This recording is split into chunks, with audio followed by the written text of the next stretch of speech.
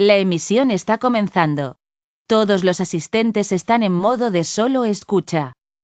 Muy buenos días, buenas tardes, buenas noches, dependiendo de desde dónde se conecten a este webinar el día de hoy. Bienvenidas, bienvenidos. Les saluda Ana María Majano, coordinadora de la Secretaría de la Plataforma Regional de Estrategias de Desarrollo Resiliente y Bajo en Emisiones, Let's LAC.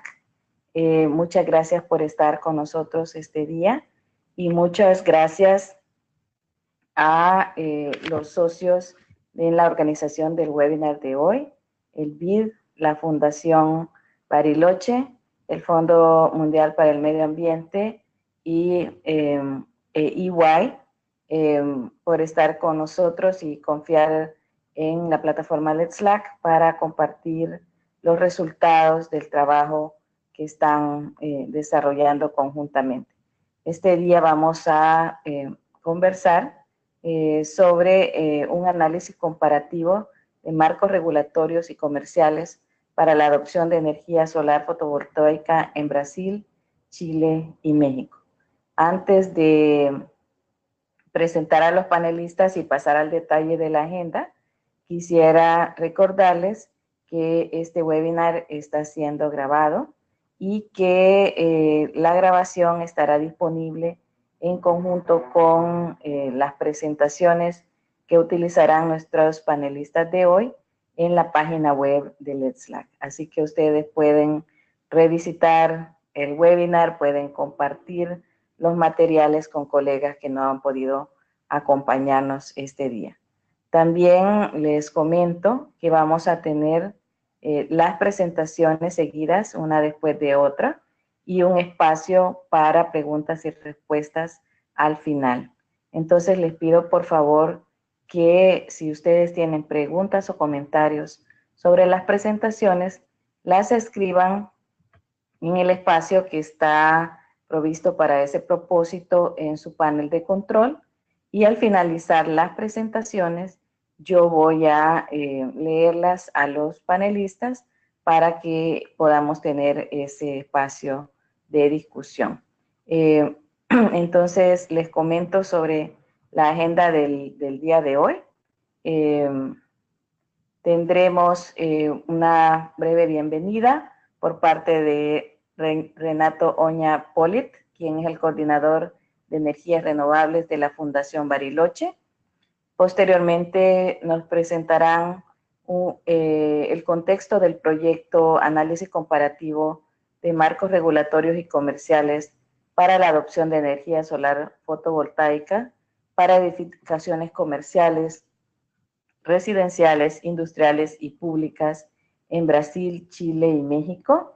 La presentación la hará Dafna Ziegler, quien es líder de Power and Utilities de LATAM Norte y socia de EY.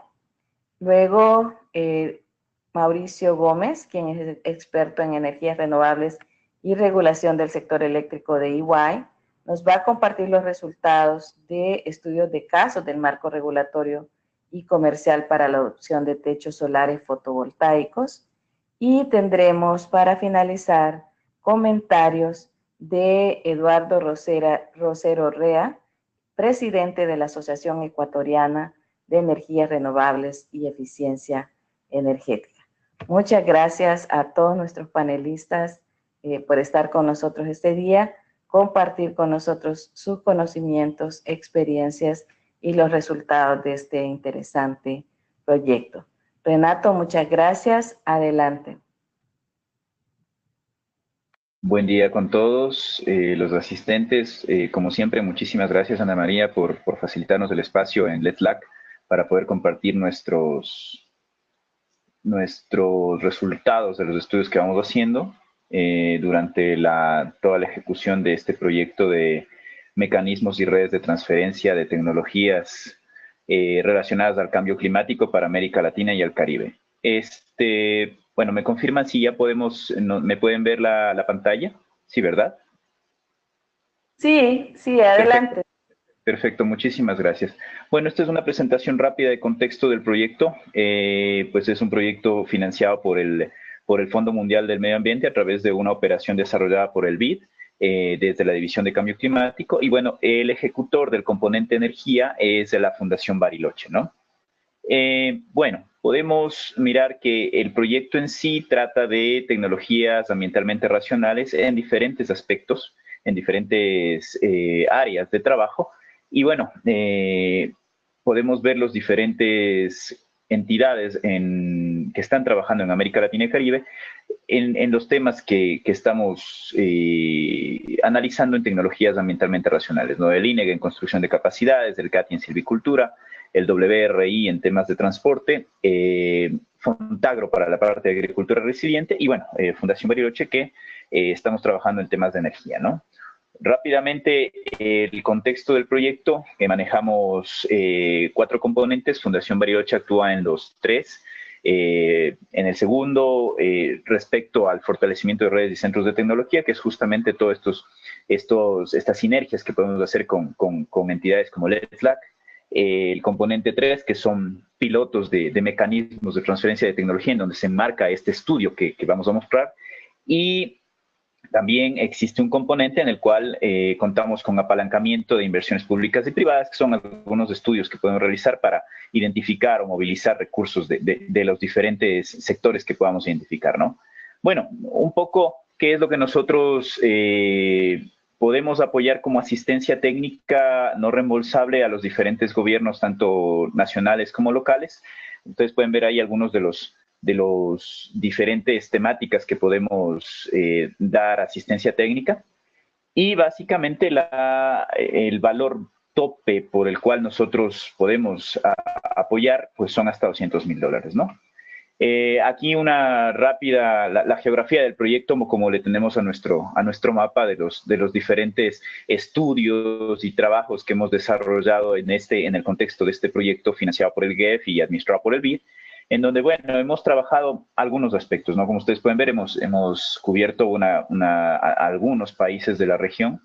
Y bueno, básicamente hemos trabajado desde la parte de demanda, pues hemos estado trabajando en envolventes, alumbrado público, bombeo de agua, calentamiento de agua, calor de proceso, y en cambio desde la oferta energética, bueno, entramos con la generación de energía eléctrica renovable, estudios me refiero, calentadores solares, colectores de biomasa, inclusive realizamos un proyecto de estudios de electrificación rural aislada y estudios de cogeneración.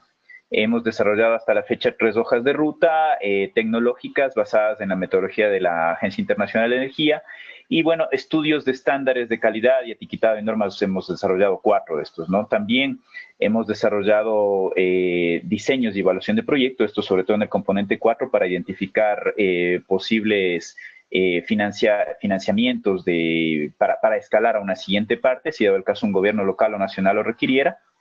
Y bueno, ¿qué nos hemos encontrado durante ya estos 2 años de ejecución de proyecto? De hecho, 3, del 2015, que fue cuando se firma el convenio, pero bueno, en realidad la ejecución fuerte arranca desde el 2016, ¿no? Entonces, bueno, hay mucho interés en donde hay justamente instituciones que sean receptivas, los subsidios son bajos, sobre todo a los combustibles fósiles, entonces realmente permite competir con este tipo de tecnologías, se identifica voluntad política y sobre todo también existe la continuidad de los equipos de trabajo locales, sobre todo de las entidades públicas, ¿no? Que son las que solicitan asistencia, ¿no? Bueno, aquí algunos ejemplos de lo que hemos venido trabajando en algunos eventos. Hemos trabajado también con OLADE en la red de expertos en red. Hemos hecho 2 webinars con ellos. Ahora con este estamos también haciendo 2 webinars con LEDSLAC, lo cual nos parece sumamente interesante porque podemos compartir por las diferentes plataformas que existen en la región los resultados de nuestros proyectos, ¿no?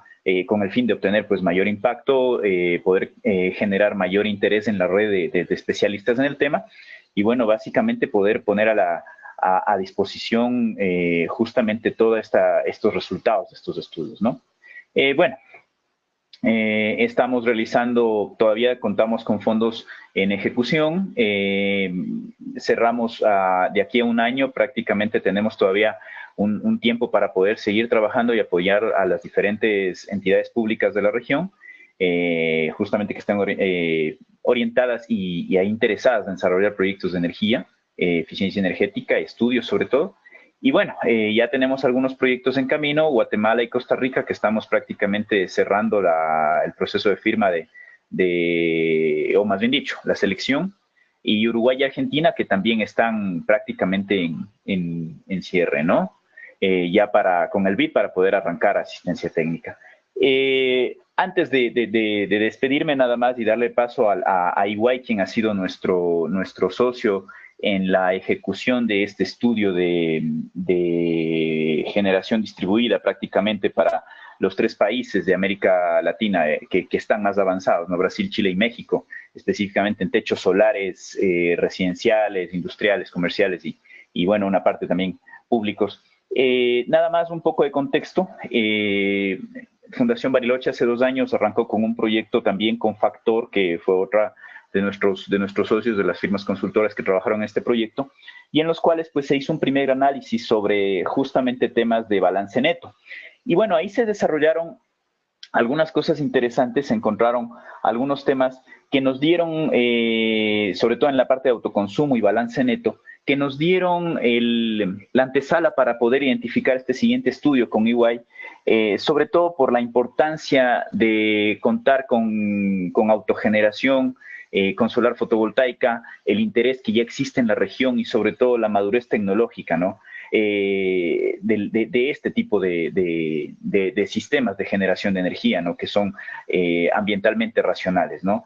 Estudio de EY, como ustedes podrán ver adelante, aparte de los 3 países, de los 3 casos de estudio, se hizo un análisis de países en los cuales ya existe un desarrollo previo, y hay ejemplos muy interesantes, sobre todo en la temática de tratar de incentivar este tipo de tecnologías para que en los países se pueda llegar a tener mayor accesibilidad hacia esta generación distribuida, ¿no? Por mi parte, está el link en donde ustedes pueden encontrar ahí toda la información de los diferentes proyectos que hemos desarrollado, no solo estos temas de fotovoltaica, hemos hecho otros temas, y mi correo y bueno, mi cuenta de Twitter si les interesa. Por mi parte, muchísimas gracias y los invito a escuchar a los colegas de EY que pues han desarrollado un excelente trabajo en esta temática, ¿no?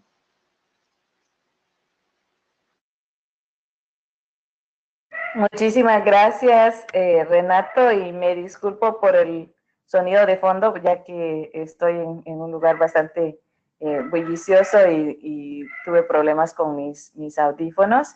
Así que ahora quisiera darle la palabra a los colegas de EY y empezando con Dafna Siger, por favor, para que nos presente el contexto del proyecto del análisis comparativo de marcos regulatorios y comerciales para la adopción de energía solar fotovoltaica en Brasil, Chile y México. Adelante, Dafna, por favor. Muchas gracias.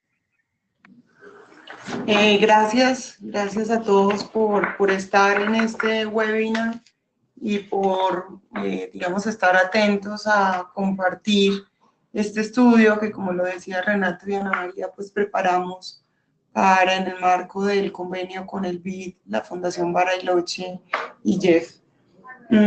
Vamos a ir sobre el contenido de la presentación. Un segundo, por favor. Vamos a mirar primero introducción. Vamos a contarles un poco como el objetivo y cuáles fueron los países que referenciamos.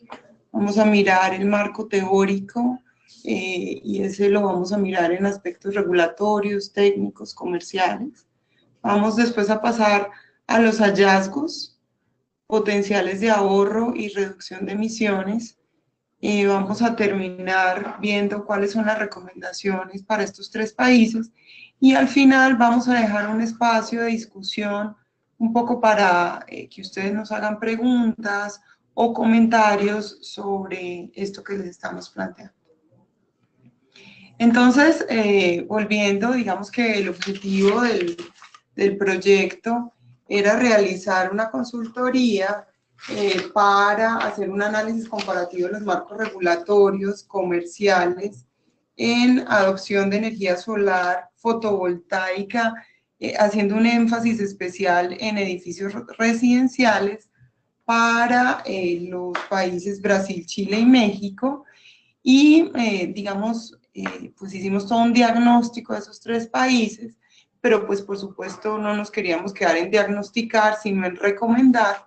Entonces hicimos un referenciamiento internacional de Alemania y Estados Unidos, y en Estados Unidos miramos 2 casos específicos que eran Hawái y Maryland, y esos casos de éxito de esos países fueron los que tomamos como referencia, entre otros elementos, para hacer las recomendaciones en los países que estábamos analizando específicamente, Brasil, Chile y México. Este webinar entonces lo que presenta son los resultados del estudio, los puntos más destacados de los países analizados, las mejores prácticas y las recomendaciones para techos solares fotovoltaicos en América Latina y el Caribe. Vamos a ir, digamos, primero sobre el marco teórico. Entonces, en el marco teórico, en el slide en la mano izquierda, encontrarán ustedes un poco el alcance de lo que estábamos viendo como marco regulatorio. Entonces, lo que analizamos para estos 3 países fue la política energética y ambiental, el marco jurídico, los aspectos económicos, los aspectos técnicos y los aspectos administrativos, y con ese, digamos, como visión integral de lo que estaba envolviendo el marco regulatorio, tratamos de concluir en lo que estamos pues presentándoles en este slide como factores habilitantes y factores apalancadores. Entonces, los factores habilitantes son aquellos factores que son, creemos nosotros, digamos, muy importantes, tal vez usamos la palabra indispensables, para que exista la adopción de techos solares en un país. Y los factores habilitantes, que son los que hemos, y los factores apalancadores, que son los que hemos subrayado en amarillo, son aquellas condiciones que son suficientes para dar el impulso que permita una masificación en los techos solares.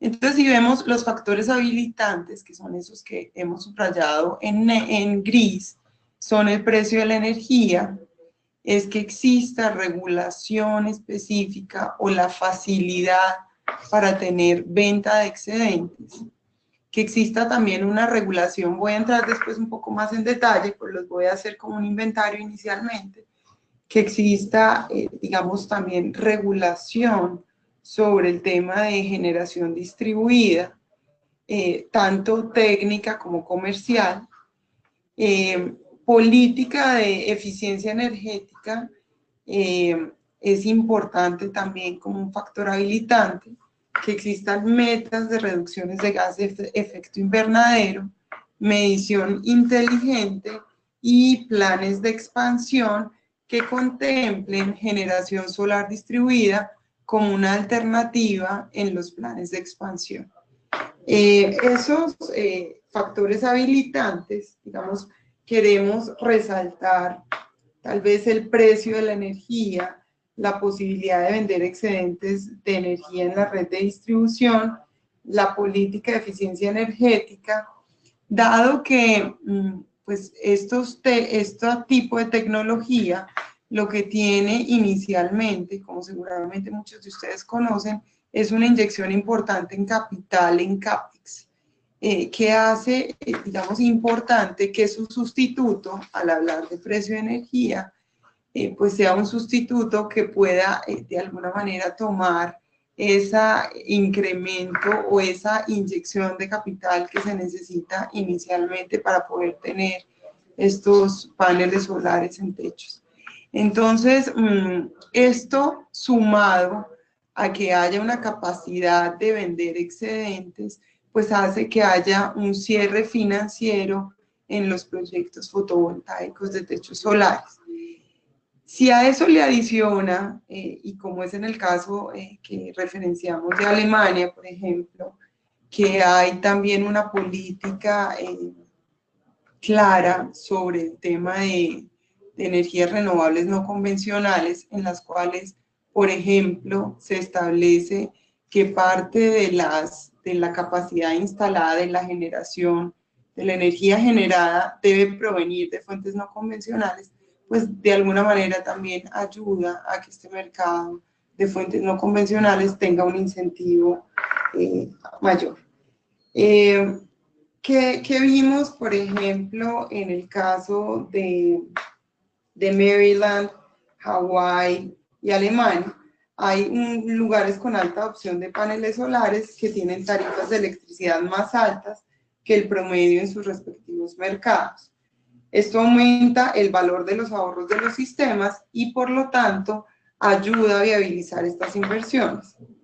Ahora, si solo consideramos el autoabastecimiento, los techos solares no alcanzan a ser viables financieramente, a menos de que las tarifas de electricidad sean altas, como podrían ser en islas o zonas no interconectadas.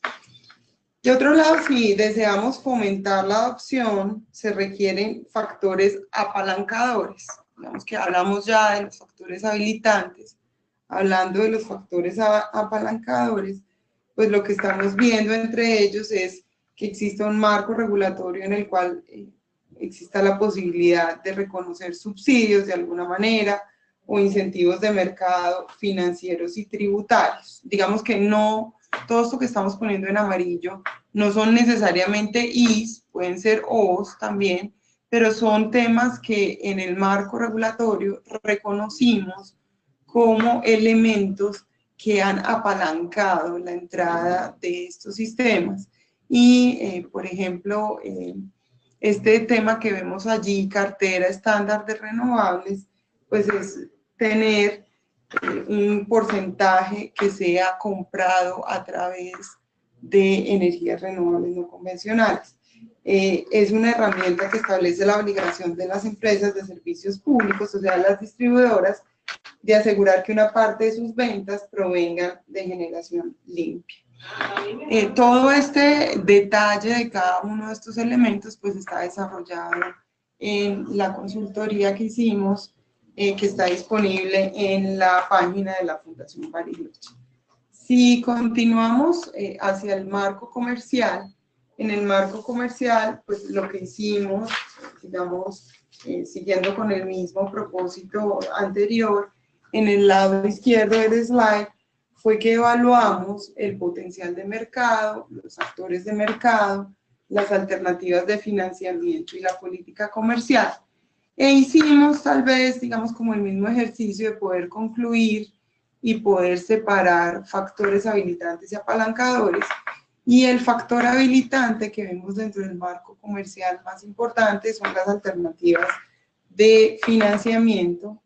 Y como factores apalancadores vimos potencial solar, miramos actores de mercado, miramos el poder adquisitivo del mercado frente al cual estaba desarrollándose ese tipo de tecnologías, el marco arancelario y la política comercial. Frente a esto, lo que queremos destacar es que en el marco comercial existe un factor habilitante sin el cual la adopción de techos solares simplemente no puede existir, que son las alternativas de financiamiento. En la medida en la cual existe la posibilidad para los hogares y las empresas de encontrar financiación por parte de terceros por los montos requeridos a tasas y plazos adecuados, entonces hay una base para superar los obstáculos que se presentan en la adopción. Y ahí estábamos hablando de que esas alternativas de financiamiento pueden ser convencionales, como créditos directos, pero también, digamos, PPAs a largo plazo, o esquemas tipo ESCOs o bonos verdes, que son alternativas de financiamiento, digamos, diferenciales y hechas a la medida para este tipo de tecnologías que hemos encontrado del análisis de los mercados que pueden ser bastante interesantes. Poco solo para entrar en ESCOs, son empresas de servicios energéticos que se dedican a invertir en diferentes tipos de tecnologías, podrían ser también fotovoltaicas. Ellos hacen el CAPEX y digamos que lo que prestan son servicios complementarios de energía eléctrica que permiten que el financiamiento sea absorbido por estas empresas y que el beneficiario pues se quede con una energía en sus edificaciones que provengan a través de este tipo de tecnologías. En el caso de los factores apalancadores, también podemos ver obstáculos o barreras que se pueden superar, y un poco lo que queremos resaltar en amarillo es ese. El primer factor apalancador es el potencial solar, que contrario a lo que nos dice el sentido común, no es un factor habilitante para la adopción de tecnología solar. Y queremos explicar un poco esto. ¿Qué nos referimos al decir esto? Es que un potencial solar alto, pese a ser una característica deseable que incrementa el potencial de ahorro, no es un elemento indispensable para tomar la decisión de invertir en techos solares. El potencial solar alemán, por ejemplo, es mucho menor que el potencial solar que tienen países como Brasil, Chile y México. Sin embargo, la expansión en generación distribuida en este país obedece a que sus habitantes tienen un alto poder adquisitivo, que también lo habíamos como planteado como un factor apalancador, y la mayor parte de los sistemas son propiedad de los usuarios y no de terceros. Además, digamos que en el caso alemán específicamente, hay unas altas tasas de remuneración fideintarias. Inclusive en Brasil, si quisiéramos hablar un poco más del tema, la mayor parte de la generación distribuida está ubicada en el sur y sureste del país, donde se encuentran Sao Paulo y Río, así como en los estados más ricos, Paraná, Río Grande y Santa Catarina.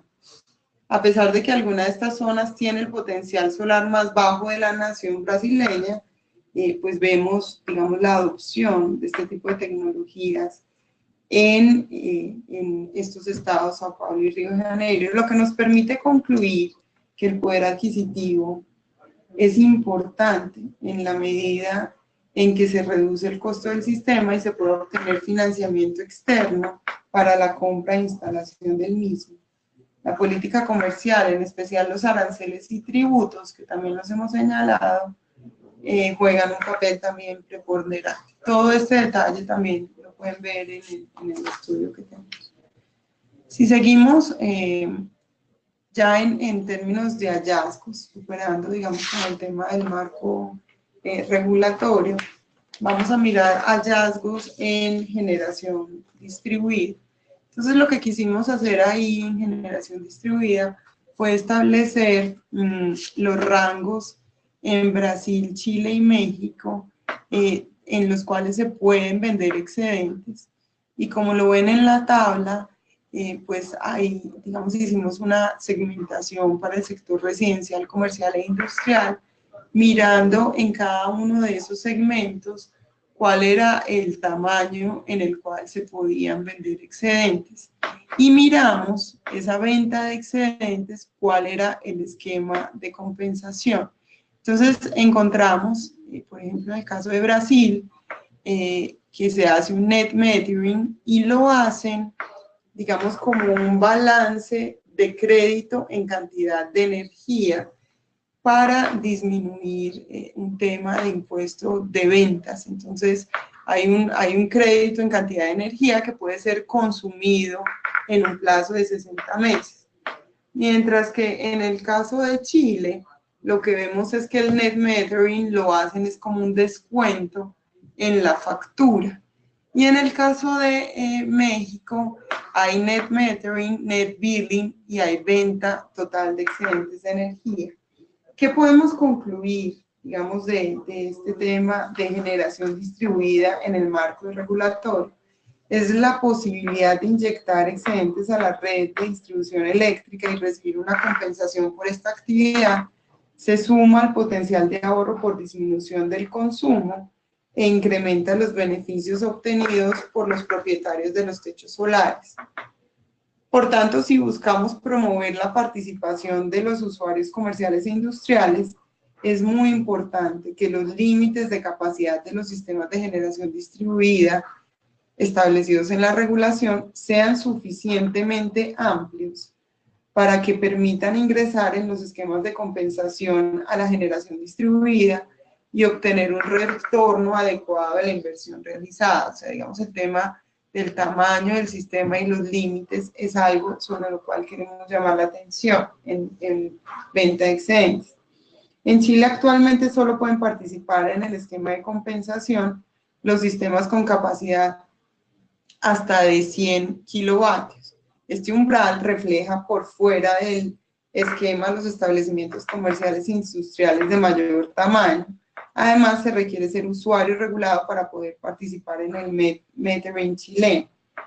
Ahora, si el país busca estimular la opción de techos solares comerciales e industriales, entonces será necesaria la revisión de los límites de capacidad estipulados en su ley de generaciones distribuidas. Sucede una situación similar en México, donde la participación de los usuarios industriales, como lo ven allí, está acotada por el límite de su capacidad hasta 0.5 megavatios. Otros países han reconsiderado sus límites, como Brasil, que lo puso hasta 5 megavatios. Es deseable que las empresas participen en generación distribuida, ya tienen un mayor poder adquisitivo, potencial de ahorro, acceso a crédito y un menor nivel de riesgo crediticio frente a los hogares. Todas estas condiciones lo hacen más proclives de la adopción de techos solares. Si vamos ahora hacia el tema de incentivos, lo que hicimos en incentivos fue que hicimos un análisis comparativo en términos de incentivos tributarios, subsidios de mercado y financieros. Como les decimos, pues acá estamos como tratando de resumir, todo esto está mucho más en detalle en el informe entregado. Y pues hicimos nuestros 6 países de referencia, pues 5 países, pero Estados Unidos, digamos, segmentando Hawái y Maryland. Y de ahí, digamos que un poco lo que vemos es que pues existe, digamos, un reconocimiento en el tema de incentivos y una forma de llegar a ellos distinta en cada uno de los países. Y de aquí lo que les queremos resaltar es que para promover el crecimiento de la adopción es deseable que se haga, por supuesto, rentable el negocio, incrementando los ingresos o disminuyendo los costos de la inversión del sistema. Esa disminución de costos podría reconocerse a través, por ejemplo, de incentivos tributarios. Por ejemplo, en Maryland y Hawái se establecieron programas de cartera estándar de renovables. Estos son incentivos de mercado que crean una demanda para la generación de renovables. ¿Esos incentivos en qué consisten? Consisten en el establecimiento de una meta de generación de renovables como en términos de una cuota, lo cual puede ser específica para una tecnología como solar fotovoltaica dentro de las metas de las distribuidoras de electricidad. Entonces, si ven en el cuadro, mientras Chile y México han establecido cuotas de renovables dirigidas a todas las fuentes de energía renovables, Brasil aún no ha establecido ningún tipo de incentivo. También, digamos que ese es un incentivo. Otro de los incentivos que vemos, que queremos resaltar, es que también pueden ser incentivos financieros, como esquemas de compensación para la generación distribuida. Por ejemplo, el feed-in tariff es la tarifa a la cual se pagan las inyecciones de los sistemas de generación distribuida en Alemania. El feed-in tariff alemán llegó a ofrecer tarifas por encima de 50 centavos de dólar por kilovatio hora para incentivar la generación solar fotovoltaica, permitiendo el cierre financiero en la adquisición de estos sistemas. No obstante, en el contexto de países latinoamericanos, pues no creemos que sea políticamente viable poder diferenciar un esquema feed-in tariff que incentive, digamos, como este uso de tecnologías. Existen otras opciones más usadas en la actualidad, como es el net billing, en el cual el generador distribuidor recibe una fracción de la tarifa de usuario final, generalmente inferior a la tarifa de ese usuario final, que por sí sola no permite alcanzar el cierre financiero de la adquisición de techos solares, pero que al acompañarse con otros tipos de incentivos, permiten reducir el costo de los sistemas para poder viabilizar la inversión. Este es, digamos, un tema de incentivos. Ahora, si pasamos a alternativas de financiamiento, digamos que hicimos este mismo esquema comparativo, y ahí lo que queremos resaltar de este cuadro es que los plazos, tasas y montos de financiación, así como los requisitos, deben permitir que no solo las empresas, sino también los hogares encuentren financiamiento para poder adquirir estos techos solares. Inclusive, si el objetivo es facilitar en mayor medida la obtención de financiamiento, es necesaria la existencia de contratos de ahorros compartidos, en los cuales los usuarios no deben hacer los desembolsos de inversión inicial, pero sí disfrutan de los beneficios económicos, ahorros en el consumo y por ende en la factura de electricidad y ambientales en techos solares. O sea, queremos resaltar el esquema de ESCO como alternativa de financiamiento, como un esquema que permite viabilizar la inversión inicial que se tiene que hacer en este tipo de esquema, que sea hecha a partir de las compañías tipo ESCO. Si vamos al tema de aranceles, ¿qué queríamos resaltar aquí? México no tiene aranceles para las celdas fotovoltaicas, pero sí lo tiene para los inversores. Chile tiene aranceles para ambos, pero ha reducido la tasa de aranceles hasta el 6%. Brasil no cobra el impuesto de productos industrializados IPI a los generadores fotovoltaicos, aunque sí lo cobra para los inversores por separados, pero sí tiene aranceles en celdas fotovoltaicas y los inversores. Entonces, la mayor parte de los paneles solares provienen de China e India y solamente la instalación, operación y mantenimiento se realiza localmente. Por tanto, otra opción para reducir el costo de la inversión es la exención en aranceles, sabiendo que casi todos estos productos son importados, para la adquisición de módulos e inversores. En los países donde no se producen los componentes de los sistemas fotovoltaicos, la política comercial favorable es tan importante como las exenciones en los tributos internos sobre la adquisición de los equipos y la venta de excedentes de generación distribuida. Ahora, mirando otros impuestos en el mismo cuadro comparativo y mirando esto pues para el caso de Brasil, Chile y México, ¿qué es lo que podemos ver? Que hay como una forma de reducir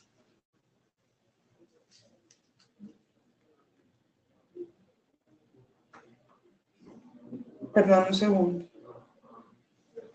Tanto Chile como México existen varios impuestos que afectan los costos de los equipos que conforman los sistemas de paneles de techo solares.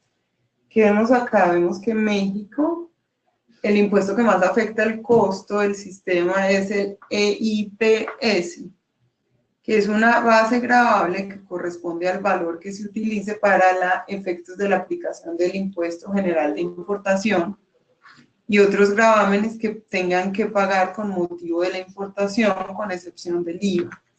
En Brasil existen exenciones en casi todos los impuestos, a excepción de los impuestos que están gravados por el impuesto ICMS, que es una tarifa entre el 18 y el 17%. O sea, hay un tema, ya vimos los aranceles en el slide anterior, pero hay otros impuestos que son importantes también, pues porque podrían o no ser un incentivo o ser una barrera en el caso de esta generación fotovoltaica.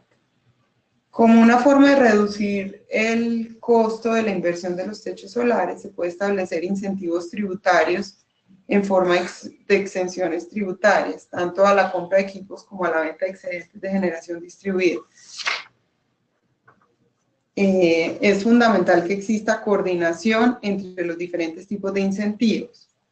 Por ejemplo, en Brasil, el regulador creó un incentivo financiero, que es el Net Metering brasilero, recompensado el consumo de generación distribuida al mismo precio que la tarifa final de electricidad. Sin embargo, poco después, la autoridad fiscal decidió gravar los excedentes entregados a la red por los sistemas de generación distribuida con el impuesto de valor agregado, impactando negativamente el esquema del negocio. O sea, lo que queremos plantear es que debe haber pues una coordinación, digamos, en términos de todas aquellas instituciones que tengan que ver con digamos, la venta final de estos, tanto, digamos, la compra de equipos, como el tema arancelario, como la venta de excedentes de energía eléctrica. O sea, no es suficiente que, por ejemplo, la entidad arancelaria haga un esfuerzo frente al tema del tributario, sino que también, por supuesto, entonces la autoridad fiscal tiene que ir en correspondencia con esto, porque si no se generan impuestos, pues que disminuyen el consumo. Voy a darle la palabra a Mauricio, quien va a continuar y va a hablar del tema de potenciales de ahorro, reducción de emisiones, y va a terminar la presentación haciéndonos inclusive unas recomendaciones sobre estos 3 países para abrir después el tema preguntas. Buenos días. Miren, la idea de poder calcular cuánto es el potencial de mercado que tiene esto, pues digamos que lo enfocamos desde cuánto es el potencial de ahorro que tienen estos sistemas. Para eso seguimos una metodología, digamos, y poder llegar a esos números que ustedes están viendo, que digamos que son los supuestos que tuvimos en cuenta para Brasil, pero digamos de manera general, la metodología que seguimos es que lo primero que hicimos fue tratar de estimar cuánto es ese recurso. Entonces ese recurso lo que hicimos fue buscamos información secundaria para poder hacer una medición de ese recurso. En eso digamos que lo que hicimos fue acudir a varias fuentes de datos, entre otras, digamos, las mediciones de recursos que están disponibles por parte del Banco Mundial. Y también miramos algo de la base de datos de NRED, que es el Laboratorio Nacional de Estados Unidos de Energías Renovables. Básicamente lo que es una metodología muy sencilla en la que lo que buscamos era, bueno, ¿cómo determinamos cuál es ese potencial del ahorro? Sabiendo que, como les explicó Dafna, no necesariamente el potencial de ahorro más grande está donde están los mayores puntos de radiación, sino donde están las mejores condiciones desde el punto de vista regulatorio para que se den estos sistemas y, aunque esto suene obvio, por supuesto, en donde están las viviendas.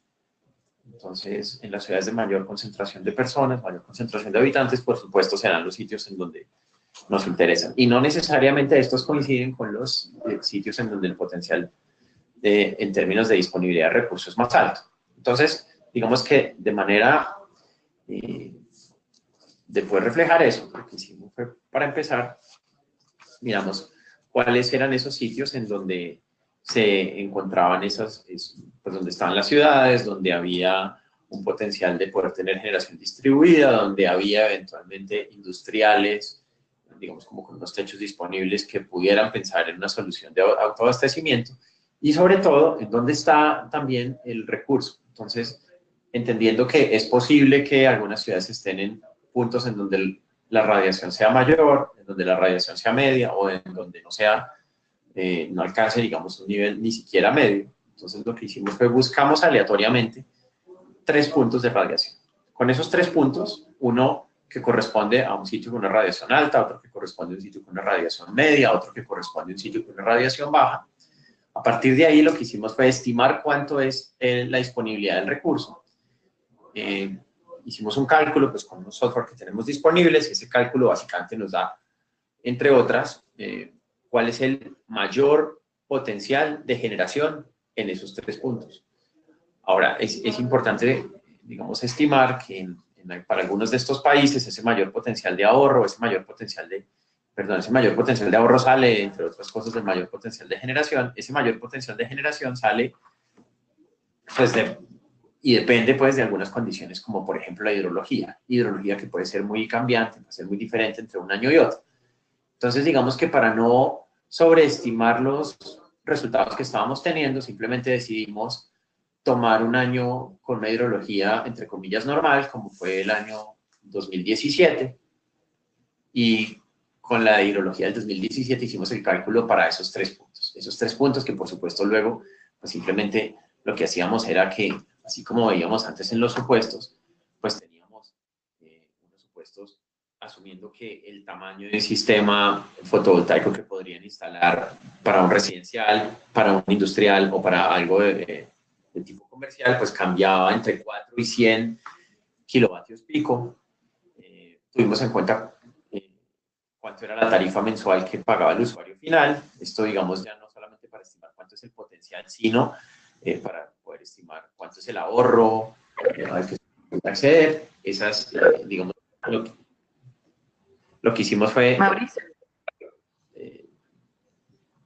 Mauricio, disculpas, estamos teniendo un problema como de audio. Creo que tienes que estar más cerca del micrófono porque como a veces te alejas, o no sé si es un problema de la conexión. Si puedes, por favor, tratar de ver. Confírmame si así me oyes mejor.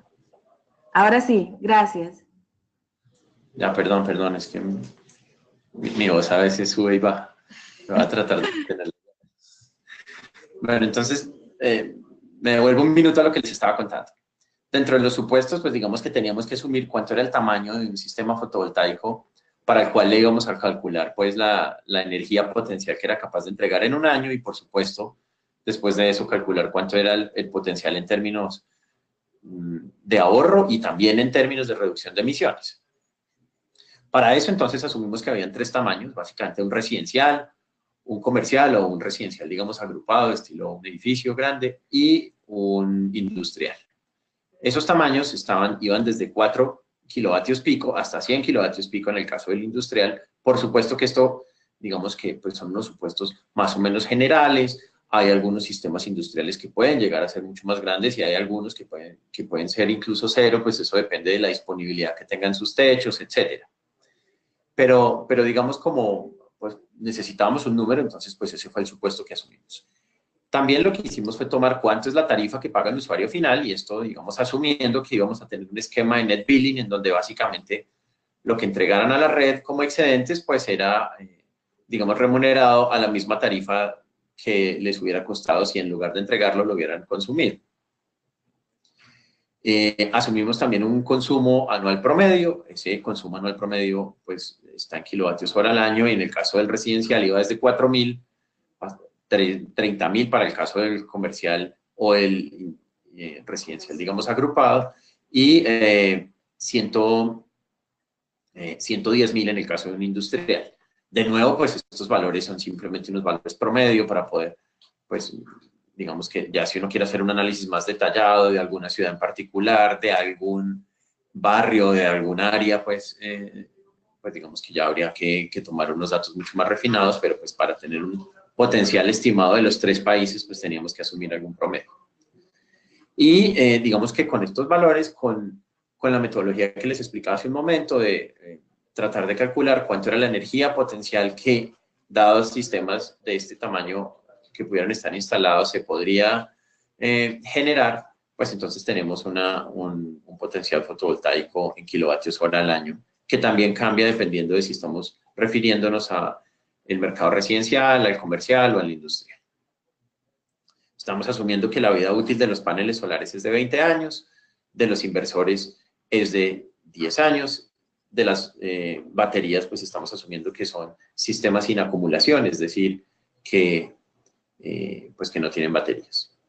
Y estamos asumiendo que para cada uno de esos sistemas hay una inversión inicial en dólares. En el caso de los sistemas pequeños, es decir, de los residenciales, de aquellos que son de 4 kilovatios pico, estamos asumiendo que esto tiene un costo cercano a los $6.000, $6.080, pues si quieren no ser preciso, 6 veces eso en el caso de los comerciales y de casi $110.000 en el caso de los industriales. Con estos valores, ¿para qué los usábamos? Pues justamente para mirar cuánto era el potencial del ahorro. Asumiendo que el ahorro, pues no solamente se va a dar en caso de la energía, sino pues cuánto dinero es eso, digamos, dadas las tarifas de energía que asumimos y dadas y dados los costos pues que estamos también tomando dentro de los supuestos. Lo que ustedes ven acá entonces es el ejemplo específico que desarrollamos para Brasil, en donde, digamos, en la gráfica ustedes pueden ver cómo sería el comportamiento pues, de sus ahorros para el caso de los sistemas residenciales y si eso tiene o no tiene cierre financiero. Entonces, aquí lo que hicimos fue, asumimos 3 casos, un caso que tiene pues, simplemente una generación distribuida, normal, en donde puedo vender los excedentes, en donde, pues digamos, estamos calculando todo esto con un sistema que tiene su análisis financiero en un horizonte de 20 años, que tiene una tasa de descuento del 10% en dólares, y pues entonces estamos de nuevo asumiendo que en el primer caso tenemos un valor presente neto de arriba de $1.500, perdón, una inversión arriba de $1.500 por kilovatio pico, y en un caso alternativo que va del orden de la mitad, eso tiene que ver con si tiene o no ventajas arancelarias y tributarias. En el primer caso, pues digamos lo que estamos viendo es que no hay un cierre financiero. En el segundo, es decir, ese caso que llamamos case base no tiene un cierre financiero. En el segundo, pues digamos que lo que estamos haciendo son algunas sensibilidades con respecto a si hay generación distribuida, si es solo autoabastecimiento, si tiene generación distribuida con baterías, que al final eso se traduce en que tenga mayores o menores costos de inversión, y pues digamos que los mayores costos de inversión, pues, o los menores costos de inversión, que pueden variar dependiendo de si hay subsidios, de si hay exenciones, esos subsidios o exenciones, pues digamos al final se traducen en que pues pueden dar o no cierre financiero para los proyectos. En el caso de los sistemas comerciales, pues lo que estamos viendo es un caso que, excepto en algunas de las sensibilidades para el caso base, es viable financieramente. En el caso alternativo, pues definitivamente lo es en casi todos los escenarios.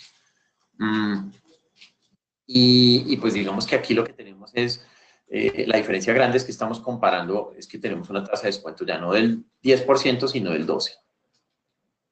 Y pues por supuesto tenemos unos supuestos de costos de inversión por kilovatio pico instalado, que son mucho más bajos, y básicamente esto lo que hace es que refleja las economías de escala que puede haber ahí entre un caso y otro. Economías de escala que no se reflejan tanto en la inversión, sí, pero sobre todo en la reducción de los costos de operación, administración y mantenimiento. Y pues finalmente vamos al caso de los sistemas industriales. En esos sistemas industriales lo que estamos asumiendo, digamos, es prácticamente el mismo ejercicio, simplemente que acá tenemos unas economías de escala que son aún más importantes. Con esas economías de escala que son más importantes y también con una expectativa de rentabilidad más alta, de nuevo 12% en dólares en el caso del industrial. Y para lo que estamos viendo es que en el caso base difícilmente se logra el cierre financiero, mientras que en el caso alternativo estamos teniendo un cierre financiero casi a los 10 años. Hicimos el mismo ejercicio para Chile y para México. En el caso chileno, digamos que tenemos unos supuestos en términos de capacidad del sistema que son muy parecidos al caso de Brasil, a lo que usamos para el caso de Brasil. Sin embargo, la tarifa que paga el usuario final pues tiene unas diferencias importantes, como también las tiene la inversión inicial. Y lo que vemos en el caso chileno es que incluso con unas condiciones que pueden cambian en factores que son muy importantes, como explicaba Dafna, incluso más que la disponibilidad de recursos, cambia en términos de cuánto me va a costar esto, pues depende pues, de las ventajas arancelarias, tributarias los costos antes de traerlos al país, en el lugar de origen de los equipos, pues es básicamente el mismo. Pero el hecho de tener tarifas diferentes, el hecho de tener costos diferentes por cuenta de las condiciones arancelarias y tributarias, pues en realidad digamos que al final lo que nos está dando es que tenemos un caso que es muy similar al anterior, y es que en el caso de los residenciales difícilmente empieza a darse un cierre financiero, tanto en el caso base como en el caso alternativo. En el caso de los sistemas industriales y en el caso de los sistemas comerciales empezamos a mirar una situación un poco diferente, es decir, en el caso base no encontramos que se nos esté dando pues ese cierre financiero. Sin embargo, en el caso alternativo, es decir, cuando ya aplicamos esas ventajas tributarias, empezamos a ver que sí hay un cierre financiero, digamos, más o menos temprano, es decir, a los 10 años.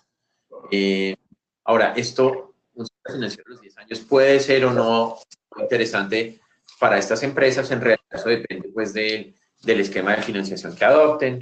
Por ejemplo, si lo hicieran a través de una ESCO, pues seguramente, digamos que no sería un problema para la empresa, y sin embargo, la ESCO, que puede tener un esquema financiero diferente, pues puede es viable.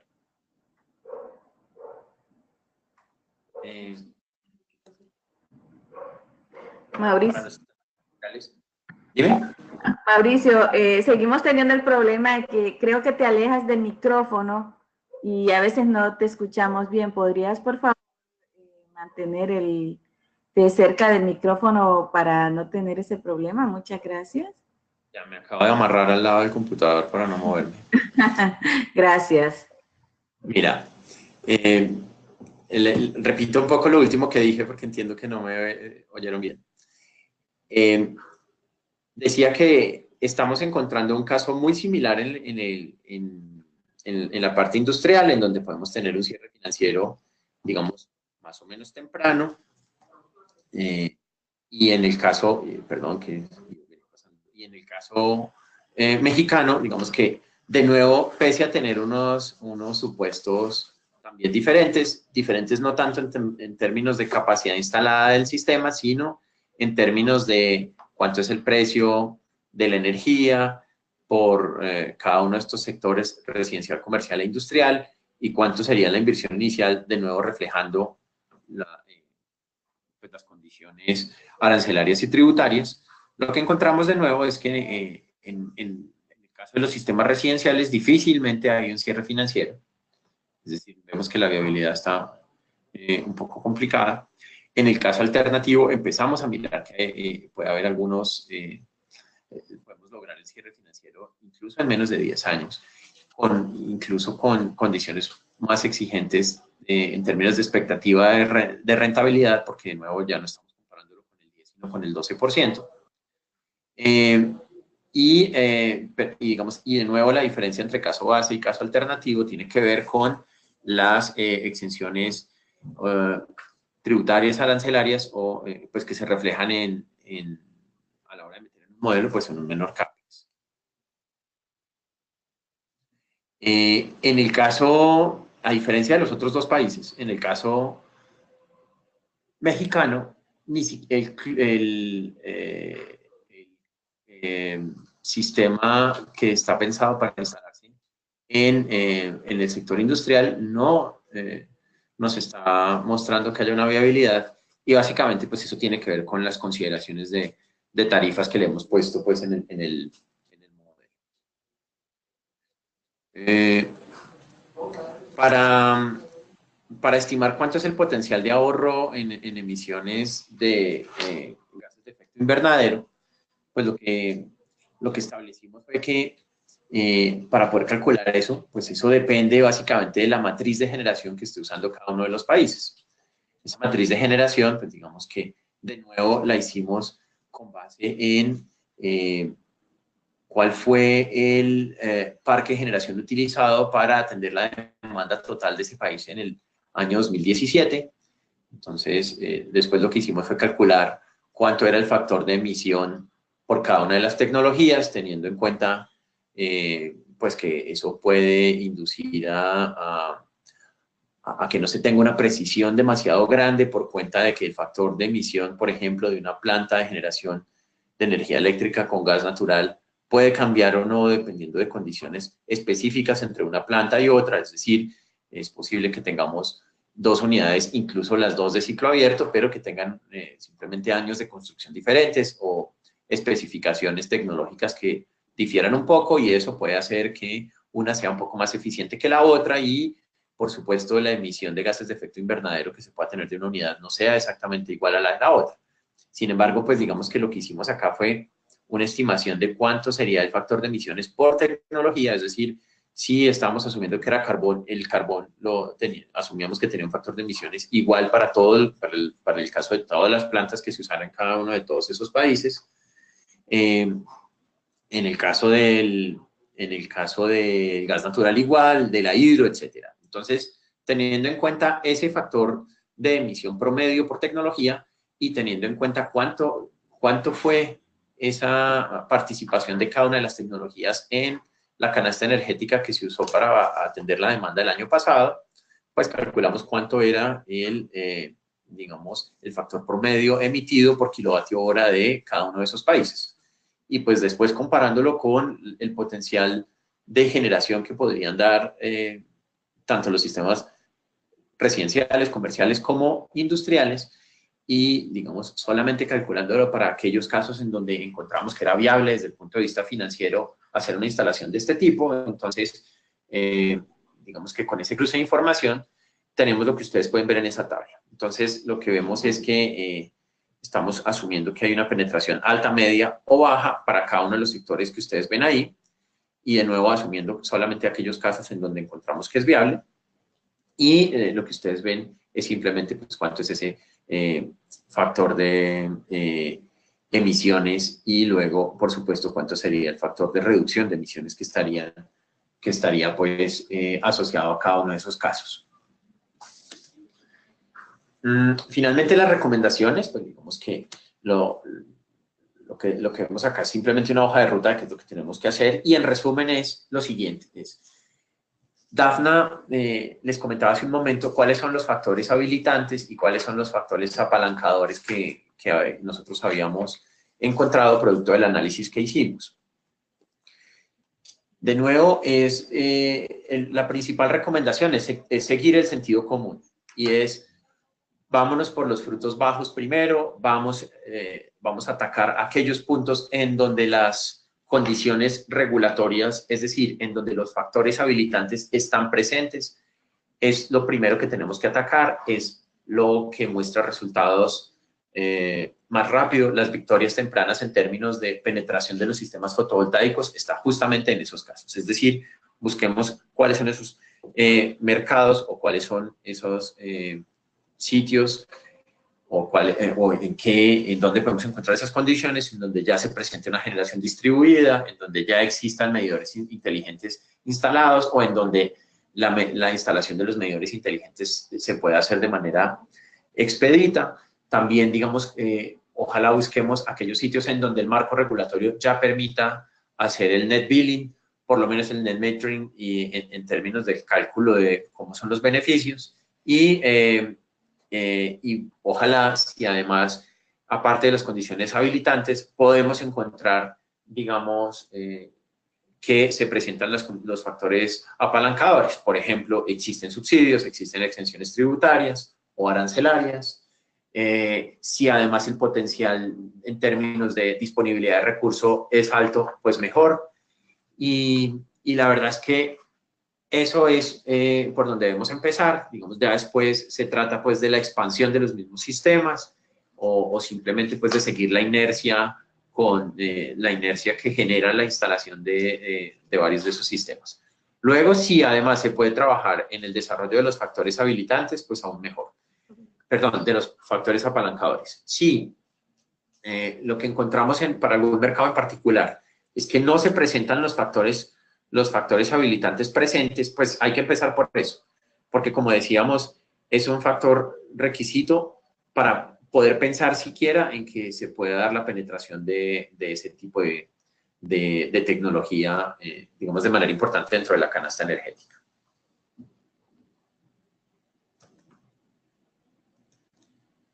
En el resto de las diapositivas lo que ustedes pueden ver es un poco el resumen de esto. Tal vez de pronto resaltar la pertinencia de estos sistemas en las zonas no interconectadas, en donde digamos que, como también mencionaba Dafna durante su presentación, pues en el caso de las zonas no interconectadas es que realmente se alinearon los astros, encontramos que todas las condiciones habilitantes están presentes y la mayoría de los factores apalancadores también. Pues un ejemplo de eso fue lo que usamos en el benchmarking, que era Hawái. En el resto de las diapositivas lo que ustedes pueden encontrar es básicamente la misma información que les acabamos de dar. Entonces, pues estamos abiertos a cualquier pregunta que quieran hacer. Muchísimas gracias, Mauricio. Vamos a pasar a los comentarios del señor Rosero. El señor Eduardo Rosero Rea, quien es el presidente de la Asociación Ecuatoriana de Energías Renovables y Eficiencia Energética. Él nos va a hacer sus comentarios sobre los resultados del estudio con base en su experiencia. Adelante, ingeniero Rosero. Sí, muchas gracias, Ana María, por la invitación, y también qué bueno que Dafna y Mauricio nos han hecho una explicación pormenorizada de los marcos regulatorios. Sin embargo, yo creo que dentro de todo este estudio habrían algunas otras consideraciones que tomar en cuenta. Aparte de los factores habilitantes, los factores apalancadores, también seguramente sería importante de tomar en cuenta la política energética de cada uno de los países dentro de un contexto más global. Y nos han hecho unas buenas observaciones sobre el marco teórico, los hallazgos, los potenciales ahorros y reducción de emisiones en los casos de estudio que se ha llevado a cabo tanto en Brasil como en Alemania. Los casos más ejemplarizadores, y concuerdo totalmente que dentro de los factores habilitantes está el precio de la energía como uno de los más importantes. La venta de excedentes, por supuesto, que debería ser un factor apalancador para el cierre financiero y sobre todo el tema del análisis de precios de energía en las zonas que no están conectadas, tipo islas, ¿no? El tema de la promoción de ESCOs para trasladar los CAPEX también es una buena forma de ejecutabilizar los proyectos de generación distribuida, además de el análisis ya pormenorizado de los incentivos tributarios, subsidios, los incentivos de mercado y los financieros. En ese sentido, como es el caso de Ecuador, y yo estoy dirigiendo la Asociación Ecuatoriana de Energía Renovable y Eficiencia Energética, nosotros hemos también hecho un análisis casa adentro de estos factores y lo vemos como muy habilitantes algunos otros. Voy a pasar muy sucintamente a hacer un análisis del caso de Ecuador para poder argumentar sobre todo lo que habíamos escuchado de Dafna y Mauricio. En este sentido, tenemos en el marco regulatorio, por supuesto, la Constitución, donde hay varios artículos en los cuales el Estado es el mayor responsable de la provisión del servicio de energía eléctrica, y además que solamente en casos excepcionales, como dice el artículo 316, el Estado podrá delegar la participación en los sectores estratégicos y servicios públicos a empresas mixtas en las cuales tenga mayoría accionaria. La delegación se sujetará al interés nacional y respetará los plazos y límites fijados en la ley para cada sector. El Estado podrá de forma excepcional delegar a la iniciativa privada, que es lo que nos compete ahora, que el tema de generación distribuida a partir de inversión privada, sea micro o ya mini, a la economía popular y solidaria. Nosotros, aparte de esto, tenemos el reglamento, la Ley Orgánica de Servicio Público, que en el artículo 25 también dice casi lo mismo, pero hace una descripción mayor. Dentro del esquema de incentivos, el Ecuador también, por ejemplo, ha ido adelante sobre una ley de incentivos para las asociaciones público-privadas, que podría enmarcarse dentro de todas esas tipos de incentivos, tanto tributarios, subsidios o financieros que podría tener el microgenerador fotovoltaico. Y después tendríamos un reglamento a la Ley Orgánica de Servicio Público que todavía está por emitirse, pero que marcará de todas maneras la cancha para todo el tema de generación distribuida, como todo el sector eléctrico. Por otro lado, nosotros estamos a las puertas y la Agencia de Regulación y Control del Ecuador ya ha emitido un proyecto de regulación que es casi una mixtura de varios modelos que se han analizado aquí y que permitirá para el Ecuador tener una generación distribuida en los términos que sean positivos, tanto para el generador, para la inversión privada, como también para el Estado. Dentro de esos aspectos importantes que nosotros hemos considerado como habilitantes dentro de la misma terminología, nosotros vemos que el cupo asignado por empresa distribuidora dentro de esta regulación es demasiado corto. Por ejemplo, para todo el Ecuador está asignado un cupo de 67.5 megavatios y como asociación pensamos que esta distribución no corresponde a la realidad del país. Ese significa un 2% de la generación, del potencial de generación. El plazo del permiso, es decir, si hablamos de sistemas fotovoltaicos, y lo explicó muy bien Mauricio, en ese esquema de 5, 10, 15 y 20 años, cuando se vuelven los sistemas más competitivos son cuando tienen un plazo mayor para poder descontar, ¿no? Entonces, el que más tiene interés, por ejemplo, que su sistema tiene una vida útil más larga es el mismo propietario, no tanto el distribuidor, no tanto el Estado, sino el propietario del sistema de generación. Y lo que debería aquí poner como limitante, más que un plazo, es la calidad de la energía del sistema fotovoltaico. Ese debería ser un parámetro en el cual nosotros podamos articular más bien una política energética y no solamente comercial.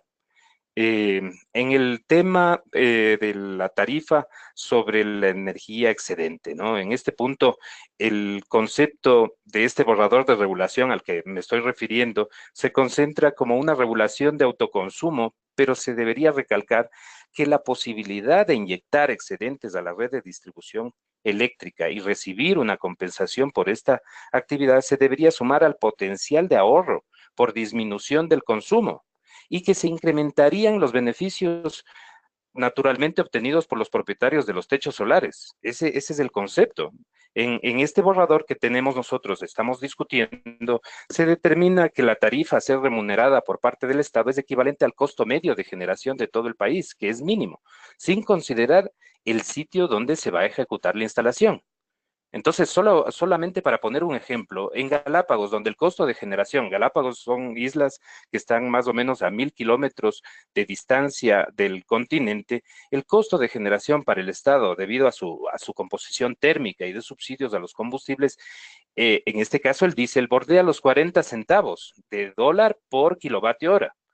Entonces, a través del costo medio de generación estipulado en el pliego tarifario del Arconel, que es de 3.6 centavos por kilovatio, no se puede tomar en cuenta que el Estado, para cubrir esta demanda, tiene que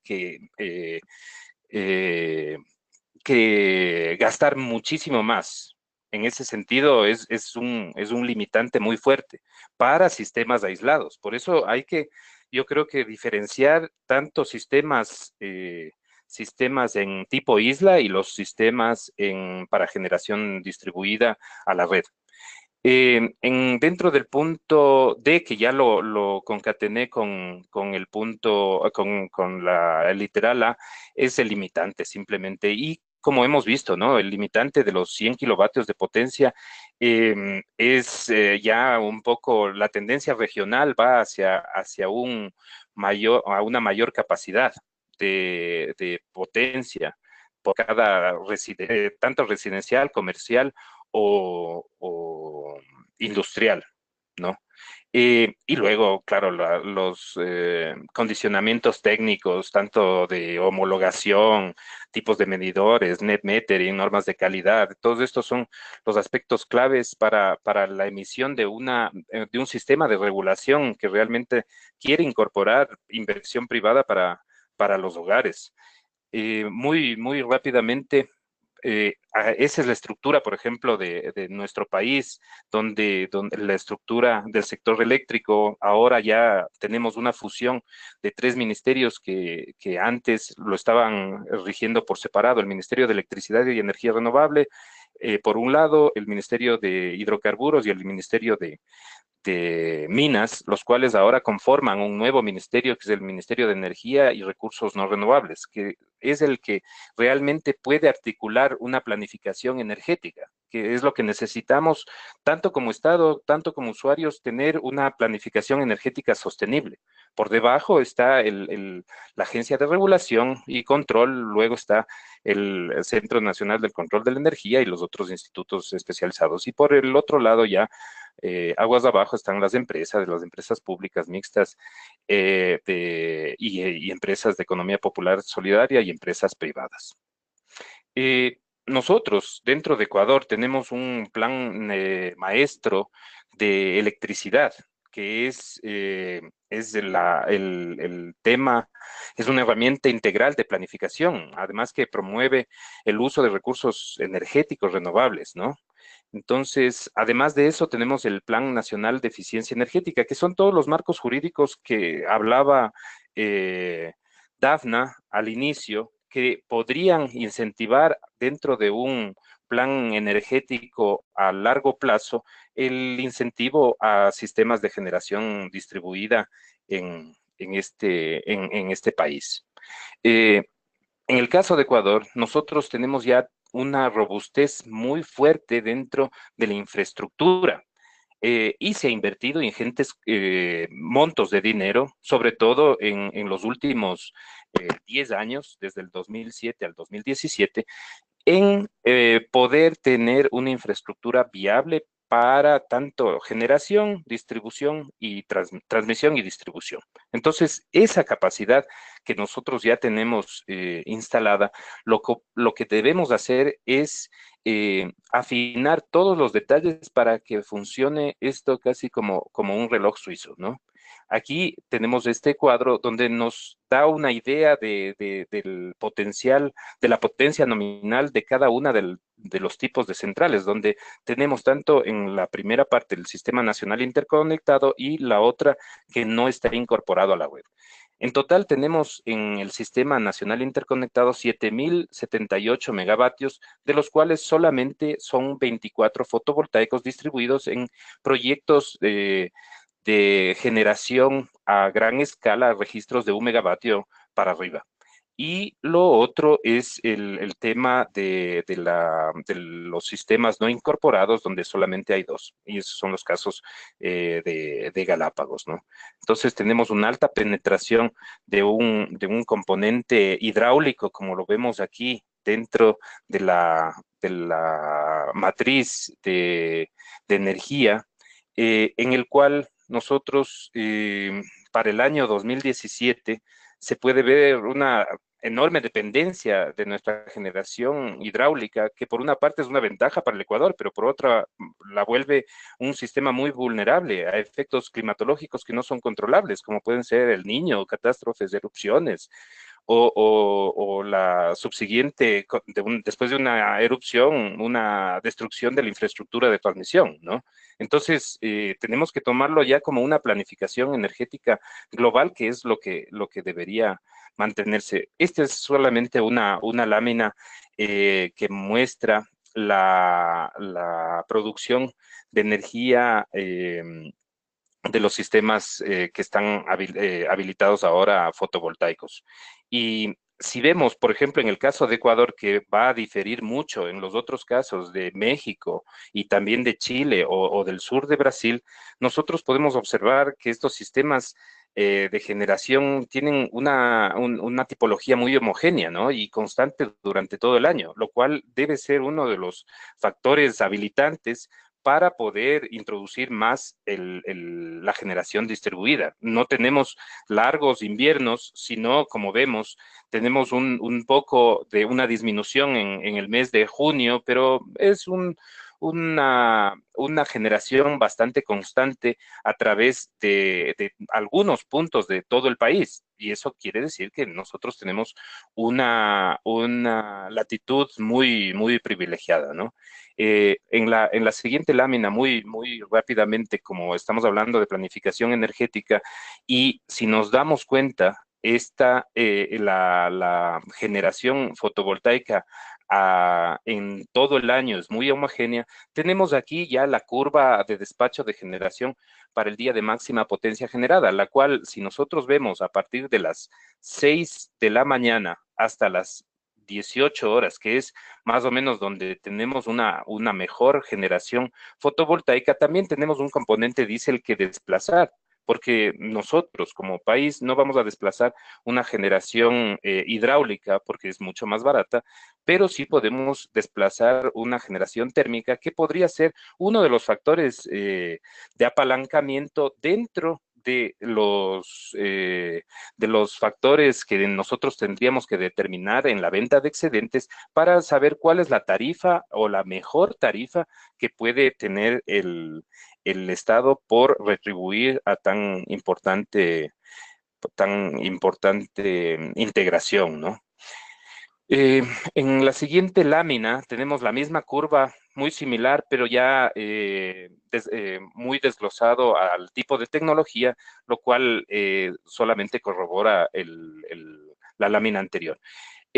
Esta es una generación tipo medida en un sitio muy privilegiado de Ecuador, que es al norte de Quito, en la cual nosotros hemos observado el comportamiento de la radiación y por consecuente es muy similar al comportamiento de la generación fotovoltaica, en lo cual da mucho que decir si tomamos en cuenta esta generación de esta composición de la generación a partir de las 6 de la mañana hasta las 18 horas. Estaría aquí incorporada nuestra curva y disminuiría en ese caso todo lo proveniente a combustibles fósiles. Y en el momento de hacer el análisis de los gases de efecto invernadero reducidos, no deberíamos contar con toda la matriz, sino realmente lo que está suplantando, que es la generación térmica contaminante, ¿no?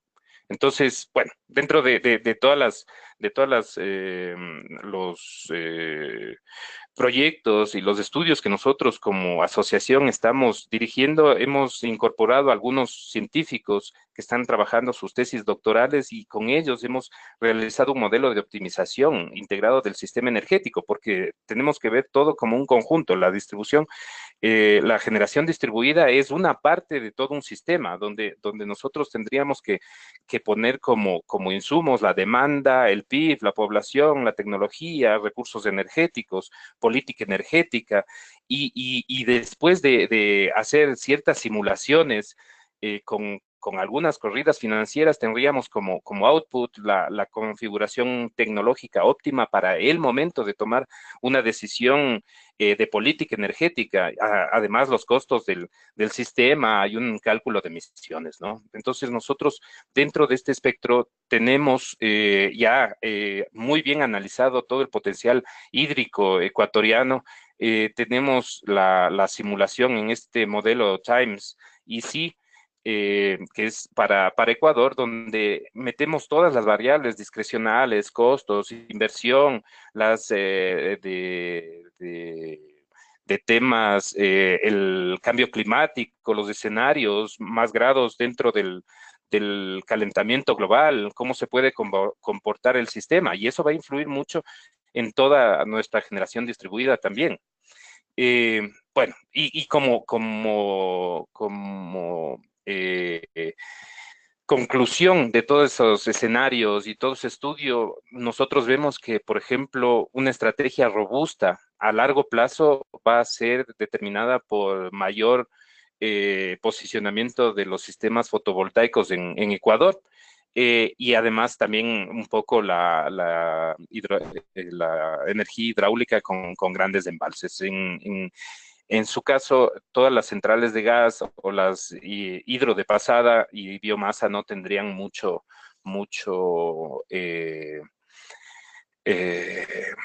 lugar. Hemos nosotros como institución hecho algunos análisis a Arconel y eso a la agencia, y eso es lo que yo tenía para presentarles. Espero haber podido comentar ya dentro de un caso de estudio todo lo que nosotros también estamos viendo como país. Les doy la palabra. Muchísimas gracias, ingeniero Rosero, por esos comentarios y compartirnos el trabajo que la asociación está haciendo con otras instituciones en Ecuador. Tenemos ya muy poco tiempo del que teníamos programado para el webinar, pero sí quisiera dar unos 10 minutos para responder a algunas de las preguntas que hemos recibido de los participantes. Disculpas que estoy teniendo un problema técnico aquí. Sí. Una de las preguntas sobre el estudio de los 3 países que sorprende el bajo factor de emisión para México, y le gustaría saber cuál fue la metodología utilizada. También se preguntaba desde Uruguay, Juan Caballeri, ¿por qué no se consideraba la opción de leasing en los 3 países? Y también nos pregunta Santiago Raúl Espinosa, de las experiencias de los países, ¿qué tan aconsejable o adecuado es que previo a la conexión de estos sistemas de generación, la empresa distribuidora cobre un rubro por la tramitología técnica específicamente previa a la conexión de este tipo de generador? Y también nos preguntan que al referirse a hidrología, cuando estaba hablando sobre los supuestos para el cálculo del cierre financiero, ¿a qué se refiere al hablar de hidrología? Si se refiere de lluvias, nubosidad, etcétera. Entonces, si nos pueden hacer, por favor, esas aclaraciones, creo que es para Mauricio y Dafne que están referidas a estas preguntas, se los agradecemos.